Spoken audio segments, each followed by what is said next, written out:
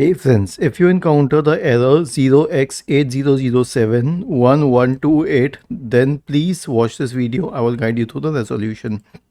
Now this error is accompanied with the error statement: the data present in the reparse point buffer is invalid. The first solution is an SFC scan. Search for command prompt in the Windows search bar and click on Run as Administrator.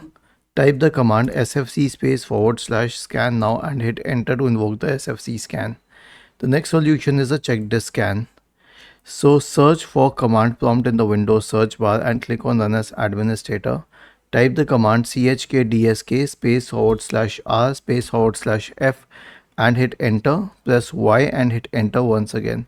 Okay, and this has also been mentioned on this article on the Microsoft Answers forum, and it helped a few people. So we know that an SFC scan will be helpful. Was this helpful? If yes, then please subscribe to the channel, and if not, then let us know in the comment section of the video on how we could help you further. Thank you for watching this video and have a nice day.